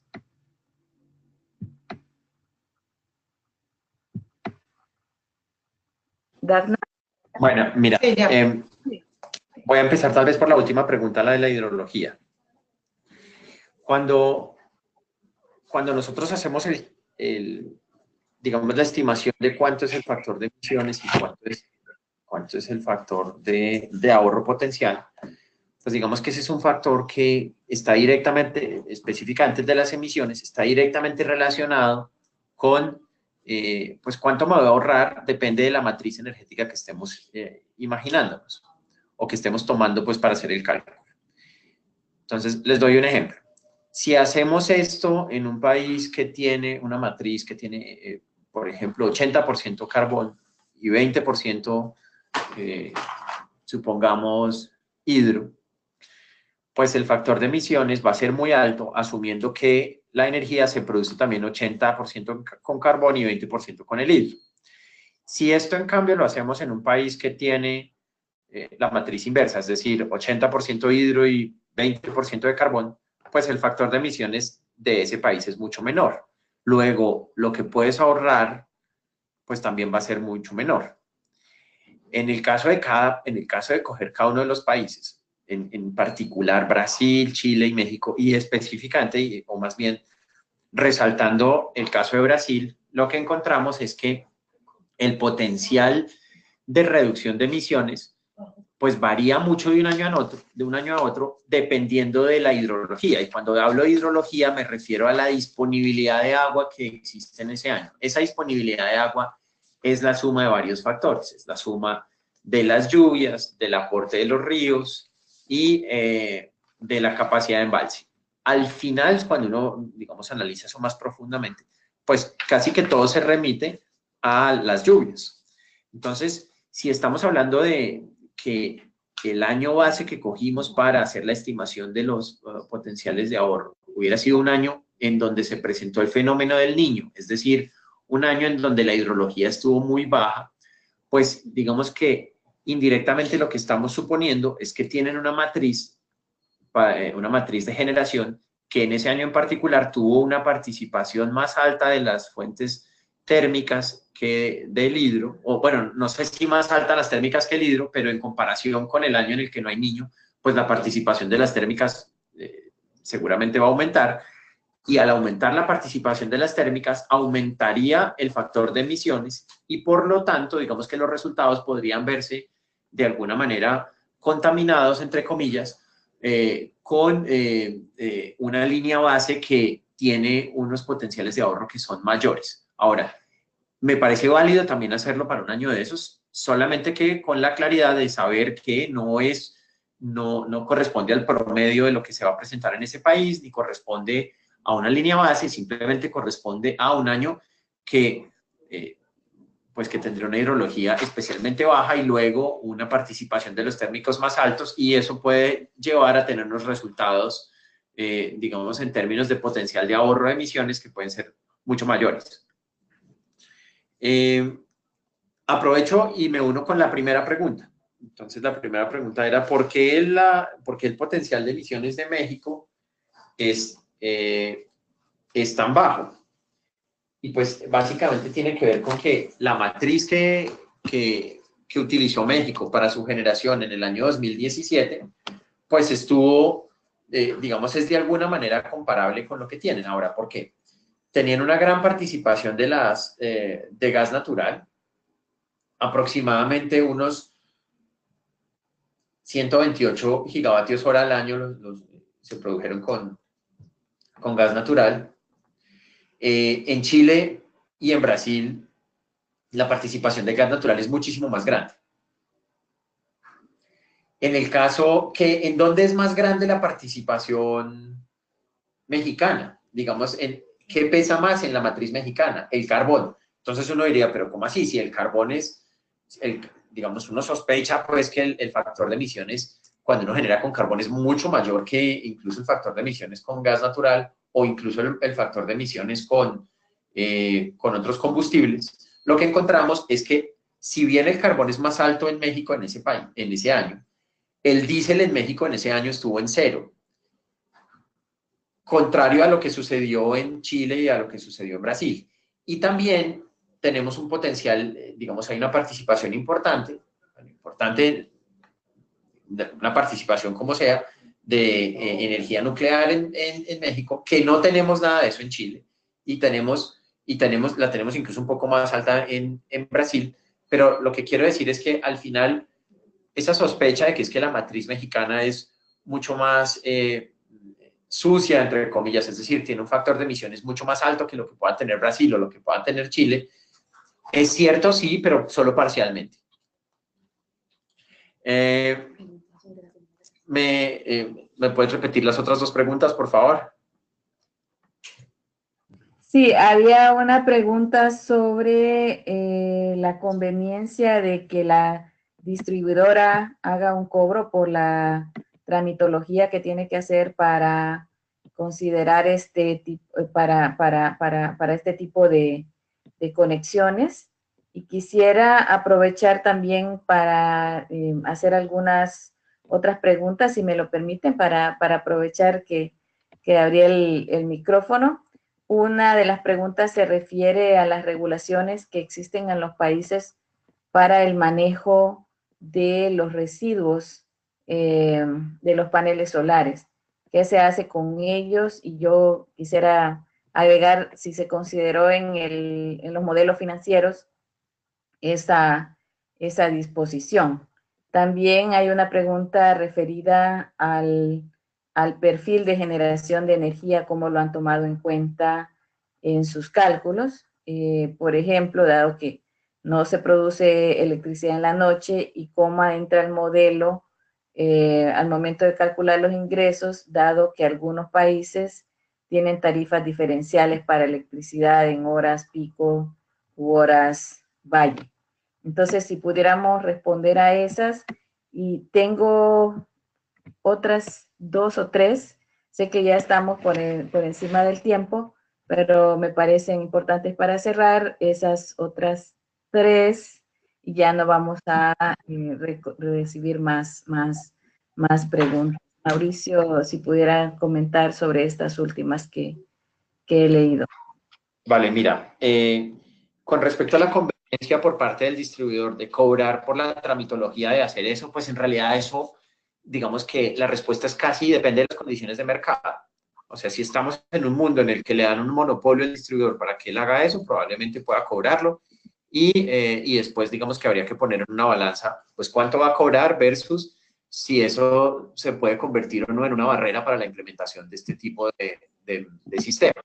Ahora, si estamos, como sucede en la mayoría de los países, en un ambiente en donde el distribuidor no tiene un monopolio en eso, mi percepción personal es que no debería por qué tener.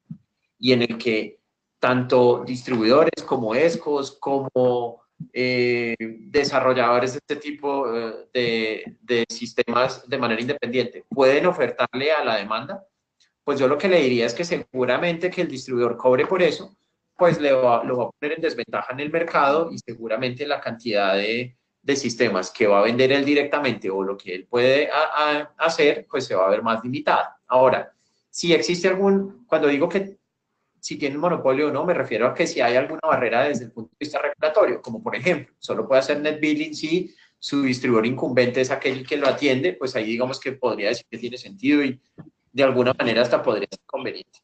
Pero si el net billing, por ejemplo, aplica para cualquiera que lo instale, independientemente de quién sea el que lo haya desarrollado, quién sea que lo haya asesorado, yo diría al principio pues que muy probablemente pues eso, cobrar por eso se vuelva una desventaja competitiva frente a los otros que prestan esos servicios.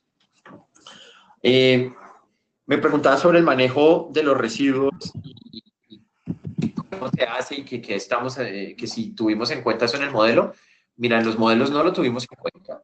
Hay diferentes formas de disponer de esos paneles y en realidad digamos que una forma de tenerlo en cuenta indirectamente en el modelo y que podría estar reflejada indirectamente en el modelo es pues, qué tipo de contrato está teniendo y a cuántos años. Entonces te doy un ejemplo. Estamos suponiendo que tiene un contrato de 20 años y dentro de ese contrato de 20 años pues lo que estamos asumiendo, por ejemplo, que si llega a tener baterías a los 5 años, él tendría que cambiarlas, 5 o 7, dependiendo de la batería específicamente.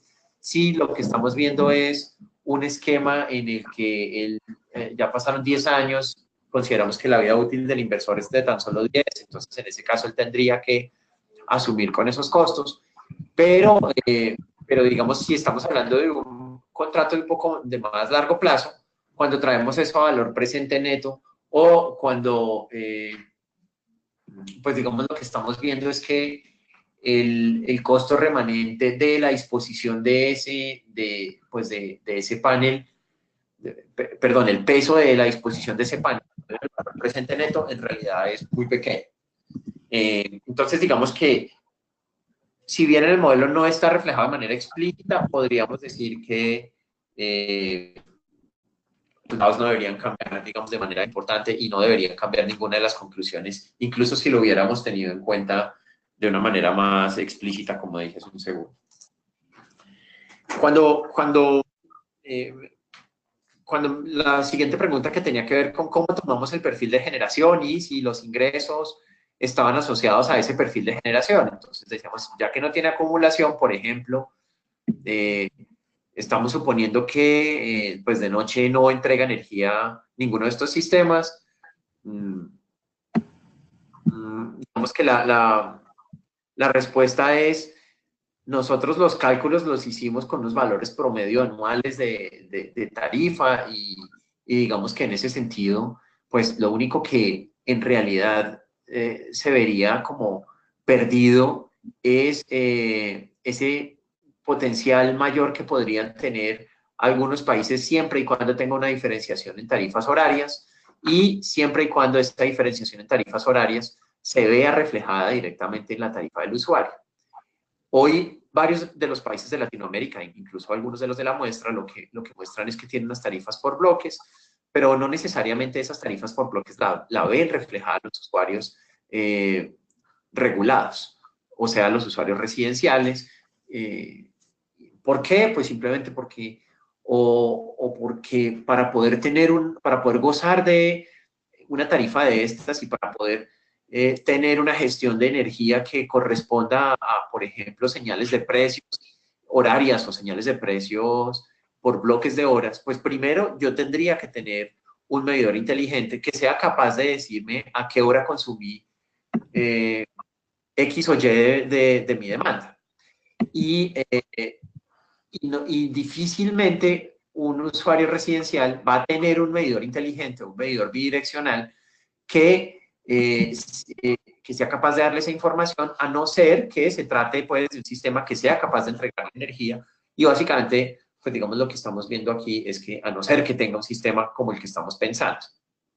Entonces, de nuevo, entonces toma relevancia la pregunta. Bueno, si ya tiene un sistema de esos y si sí tiene entonces ese medidor, ¿por qué no tener en cuenta eso? Y entonces digamos que en realidad fue como por no hacer más complejo el análisis, porque como decíamos, pues creemos que no valía la pena entrar en ese nivel de complejidad, teniendo en cuenta que estábamos tomando unos supuestos bastante generales, por ejemplo, en cuanto a los costos de inversión, en cuanto al potencial de generación, en cuanto a los tamaños de los techos, en cuanto a los tamaños de los sistemas, en cuanto a la capacidad instalada pues, de cada uno de los sistemas fotovoltaicos.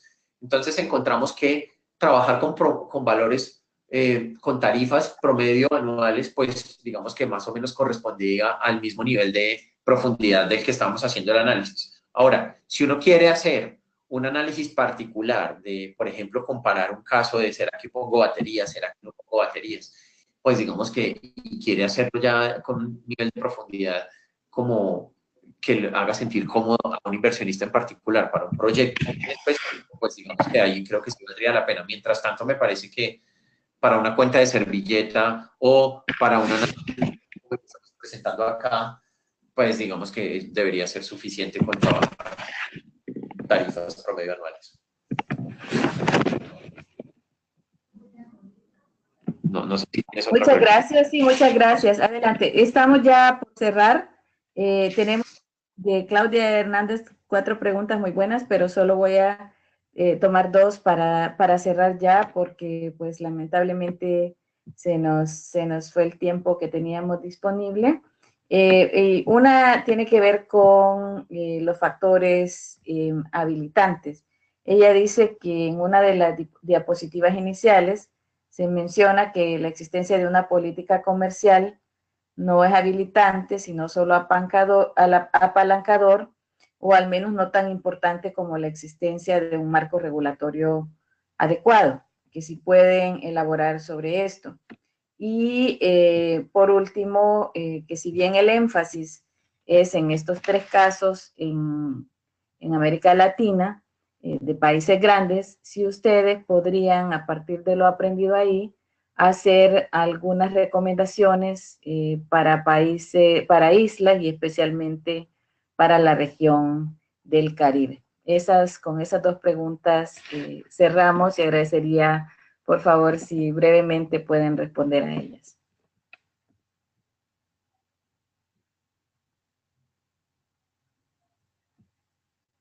Hola. Mira, la primera pregunta que tenía que ver con que si tener políticas comerciales era, pues digamos, políticas comerciales en ese sentido, era habilitante o es apalancador.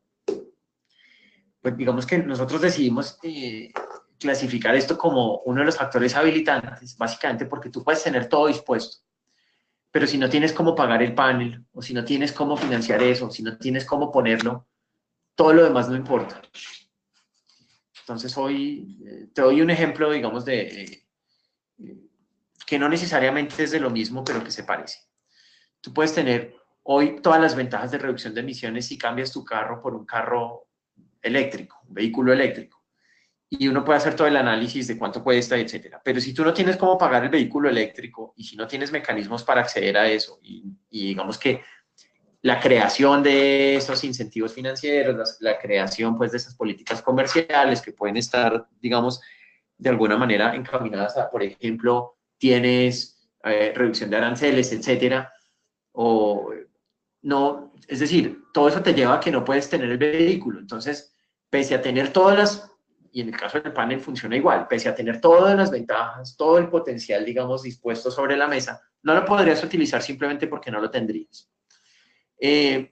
Pero digamos que me parece válido el comentario. De pronto lo que habría que ponerlo es más en unos términos pues que tal vez sean más explícitos, como necesito de verdad poder poner el panel para poder gozar por el resto de cosas. Y eso era un poco lo que queríamos decir con existencia de esa política comercial.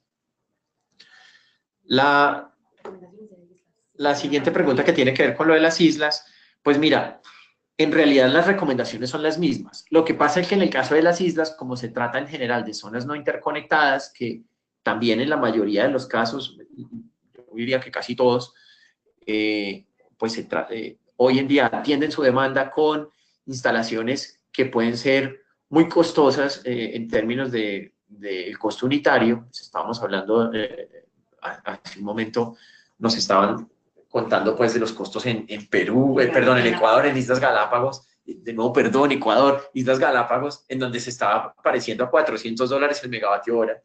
Pues digamos que ahí cualquier esfuerzo que uno haga se va a ver y va a tener unos resultados inmediatos impresionantes. Además, digamos, además de todo esto, es decir, lo que necesitaríamos es tener una regulación, un marco regulatorio que permita acceder a todo ese buen clima que existe allá para que estos sistemas penetren de una manera importante. Normalmente tenemos un potencial importante en las islas desde el punto de vista de disponibilidad de recursos. Normalmente, por su condición, pues estamos teniendo unos sistemas que son muy costosos, es decir, se parece a una tarifa que es muy alta. Entonces, digamos que cuando vemos esa conjunción de elementos, es decir, tarifas altas con altos potenciales, digamos que lo único que nos haría falta es desarrollar el marco regulatorio si es que ya no está. Ahora, ¿cómo desarrollamos ese marco regulatorio? Pues básicamente enfocándonos en los factores habilitantes. El primer factor habilitante es, necesitamos que de alguna manera se pueda vender la energía excedente. ¿Cómo hacemos para que se pueda vender la energía excedente? Bueno, digamos en el informe mencionábamos algunos elementos, que se permita el net metering, que se permita el net billing y que exista una política comercial alrededor de eso. Política comercial no necesariamente quiere decir que el usuario sea quien tenga que poner el panel y el sistema y que sea él quien lo tenga que pagar, pero que si estamos hablando de una isla en donde el poder adquisitivo de sus habitantes no es el mayor, o no es alto, o no supera un cierto nivel mínimo requerido para poder pensar en que ese usuario pueda financiar directamente su sistema, pues que se permita, digamos, que en la política esté permitido que otros sistemas alternativos se den. Por ejemplo, que haya una ESCO, que esa ESCO sea quien pueda hacer la inversión y esa ESCO, digamos, tenga un marco regulatorio suficiente para que, y me refiero a no solamente que sea suficientemente habilitante, sino además suficientemente atractivo para que pueda pensar en que va a recuperar su inversión, en que tenga una estabilidad jurídica determinada, etc. Entonces, digamos que, de nuevo, para resumir, para el caso de las islas, las recomendaciones siguen siendo las mismas. Lo que pasa es que uno tal vez ve a las islas como con un poco más de emoción, porque en la mayoría de los casos se cumplen los requisitos habilitantes. Y yo diría, si bien no está así en el informe, pero podría decir los requisitos habilitantes más importantes. Entonces, pues digamos que nos parece. Muchísimas gracias. Muchas gracias de nuevo, Renato, Dafna, Mauricio y Eduardo, por su participación como ponentes en este webinar.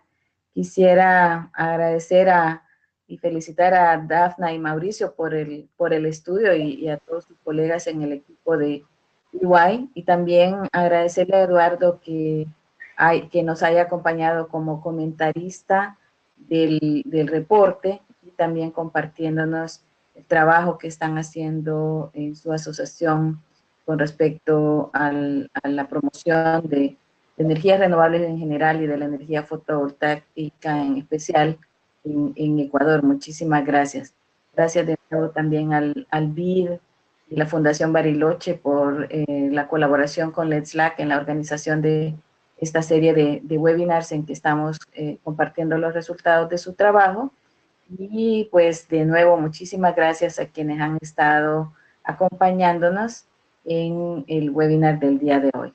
Les recuerdo, el próximo webinar será el 3 de octubre y estaremos compartiendo las lecciones de las experiencias en América Latina y el Caribe de la Iniciativa Internacional de Carbono Azul.